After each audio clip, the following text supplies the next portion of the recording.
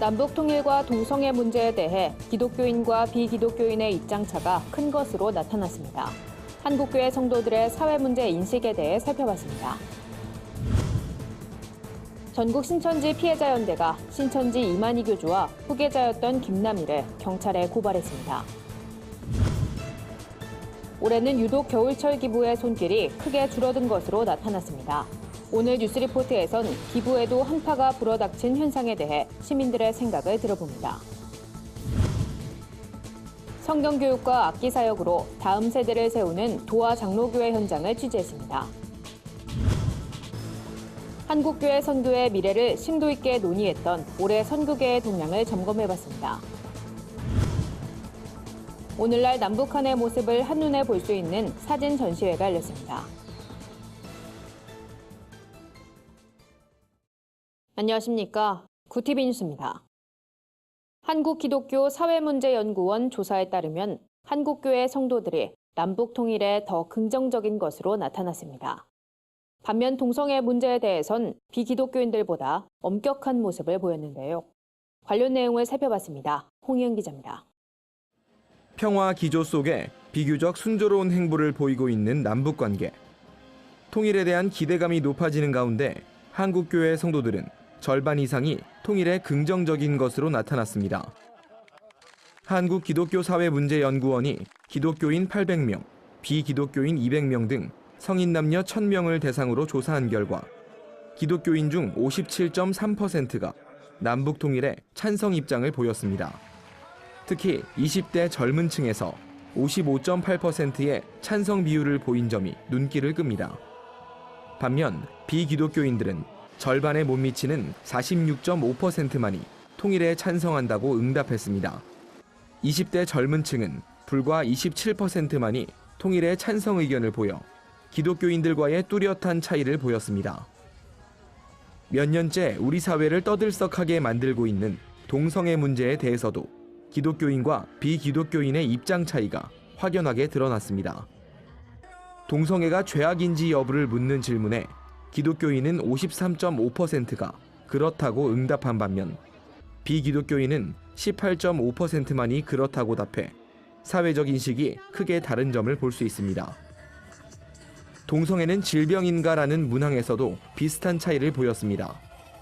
기독교인의 45.2%가 동성애는 질병이란 인식을 가진 데 반해 비기독교인들은 23.5%만이 동성애가 질병이라고 답변했습니다. 이 같은 차이에 대해 한국기독교사회문제연구원 박재영 책임연구원은 사랑과 평화를 바탕으로 하는 기독교 정신에 따라 기독교인들이 남북 통일에 긍정적인 것으로 보인다며 이제는 교회가 사회를 향해 평화를 말하고 실천하는 모습이 필요하다고 조언했습니다. 끝으로 동성애 문제에 대해 조사한 이화여자대학교 송진순 박사는 성소수자 문제가 사회적으로 심화하는 가운데 보수교회가 보이는 배타적인 모습은 바람직하지 않다며 이들에게 복음의 메시지를 전하고 사회와 소통하는 모습이 한국교회에 나타나야 한다고 지적했습니다. 구티비 뉴스 홍의연입니다. 전국 신천지 피해자연대가 신천지 이만희 교주와 후계자였던 김남희를 경찰에 고발했습니다. 이들은 27일 기자회견을 열고 우리 사회에 막대한 피해를 입히는 신천지를 횡령, 배임 및 종교 사기로 고발했다고 밝혔습니다.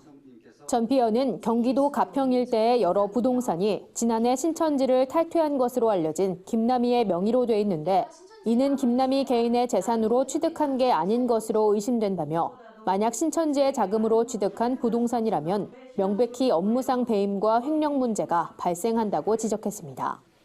이와 함께 김남희가 자신의 명의로 부동산을 취득하는 과정에서 이만희 교주의 공모가 있었는지 여부도 함께 조사해달라고 요청했다고 말했습니다.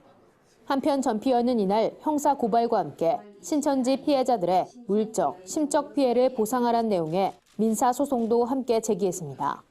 이들은 이른바 청춘 반환 소송이란 이름으로 민사소송을 제기하고 과거 일본 통일교 피해자들이 공동으로 대응해 승소 판결을 받은 것처럼 대대적으로 피해 보상 운동을 전개해 나갈 것이라고 밝혔습니다.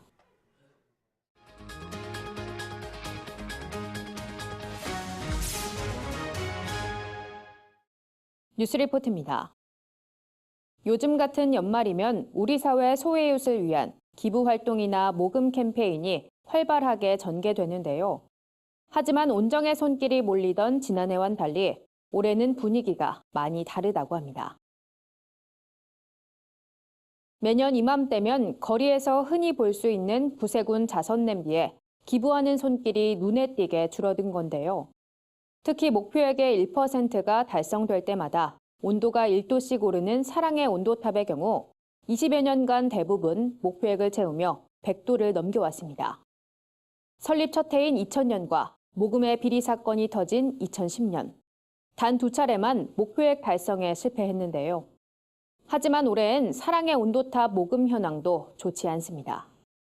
기부금이 목표치에 크게 미치지 못하면서 우려의 목소리가 속속 들려오고 있는데요.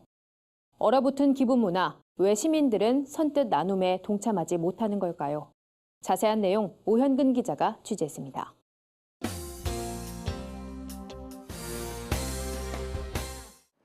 올겨울 부쩍 추워진 날씨는 거리를 다니는 사람들의 몸을 잔뜩 움츠러들게 만듭니다.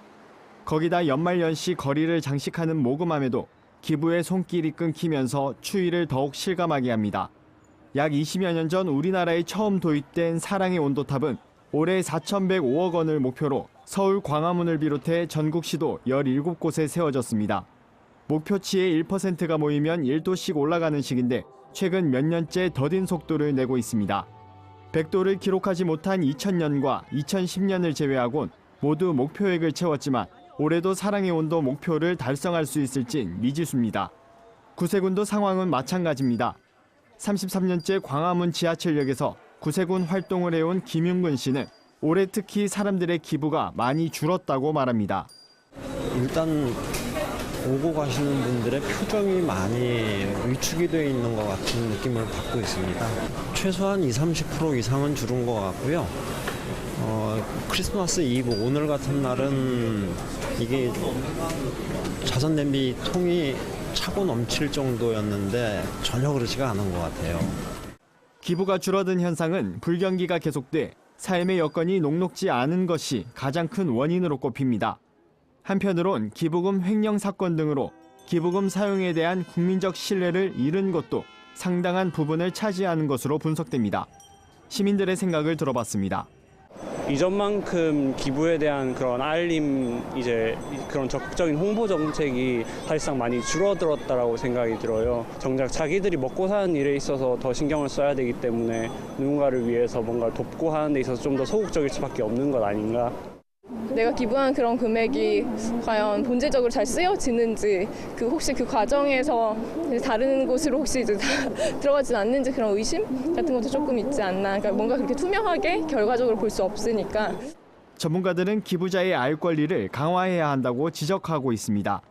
예컨대 이영학 사건은 개인 성금이 기부단체 불신으로 이어진 것처럼 단체 스스로 기부금 사용처를 적극적으로 알려야 한다는 겁니다. 사랑의 온도탑은 현재 38.4도를 기록하고 있습니다.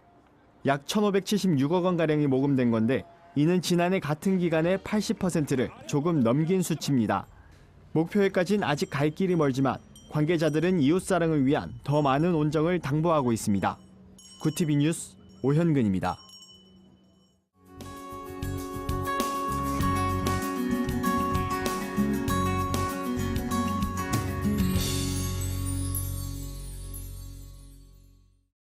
전국 각지에 흩어진 한국교회의 선한 모습을 발굴하는 민들레 홀시아나 세상을 밝히다. 구티비 특별기획 순서입니다.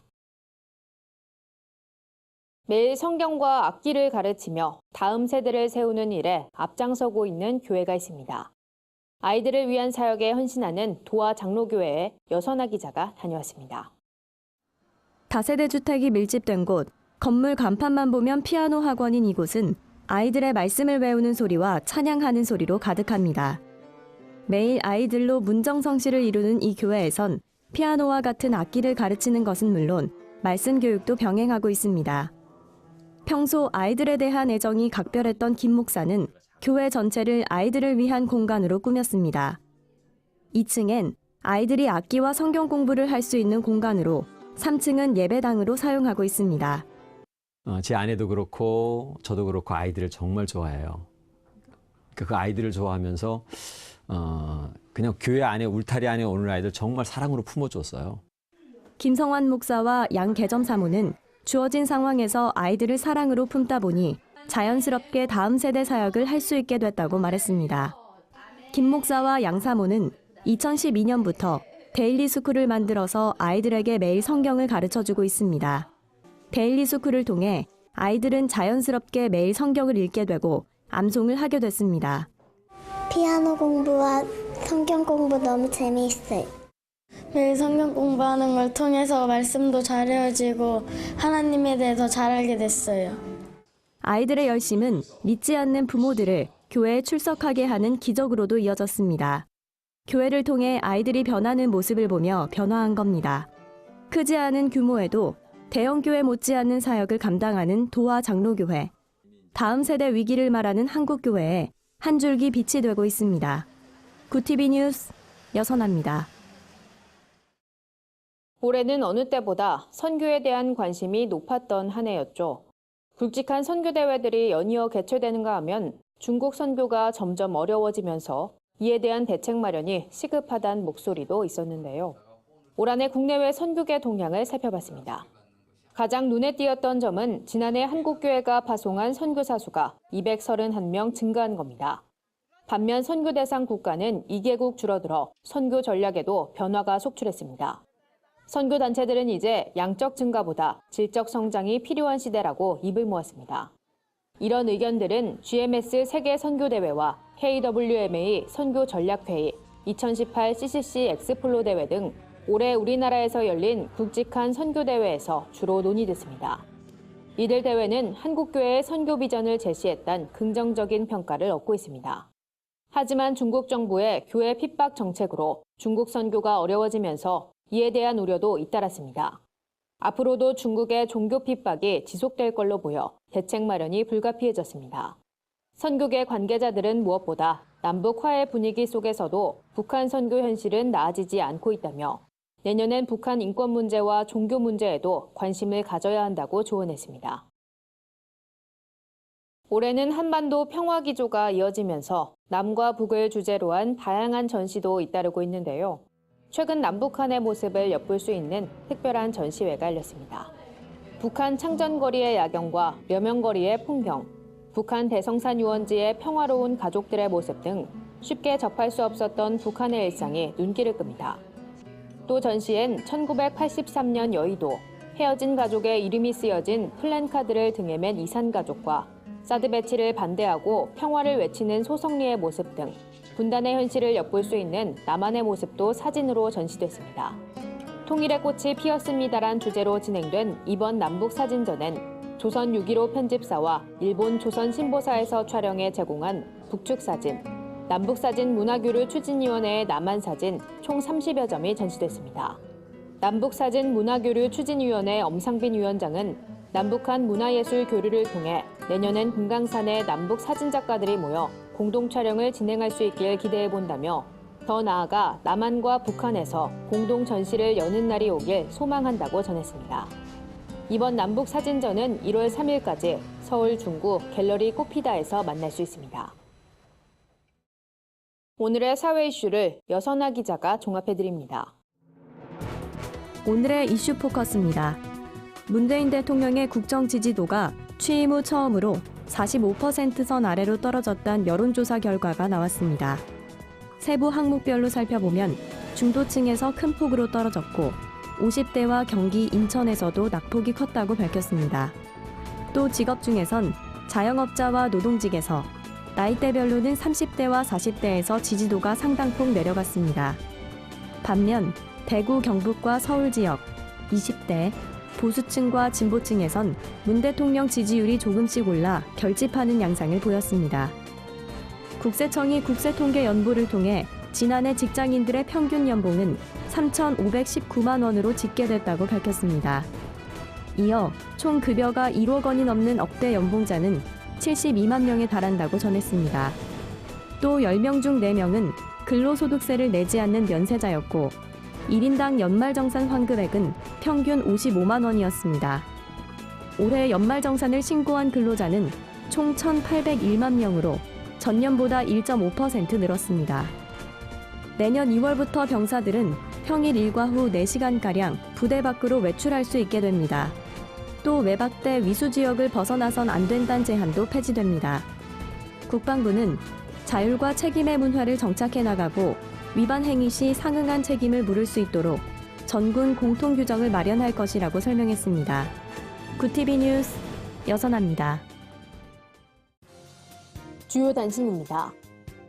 국제구호개발 NGO 월드비전이 쓰나미가 강타한 인도네시아 순다 해협 피해 지역에 긴급 구호자금 5만 불을 지원할 예정입니다. 지원금은 재난을 경험한 아이들의 정서적 회복을 위한 아동심리보호센터 운영, 피해 주민들을 위한 생필품 지원 사업에 사용될 예정입니다. 명성교회 세습을 옹호하는 예장통합 정체성과 수호연대가 내달 사무실을 개소하고 신년 할애회도 개최하겠다고 밝혔습니다.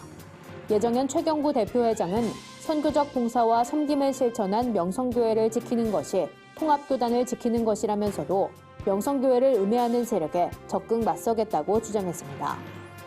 한국생명의 전화가 내달 10일 연동교회에서 생명사랑 목회포럼 창립 예배를 드립니다. 목회포럼은 우리나라가 13년 동안 이어온 자살률 1위란 불명예를 해결하기 위해 목회자들과 평신도 지도자들이 마음을 모아 목회포럼을 창립하게 됐다고 설명했습니다. 어린이 사역단체 히즈쇼가 내달 5일 예안교회에서 어린이 교사 부흥회를 개최합니다.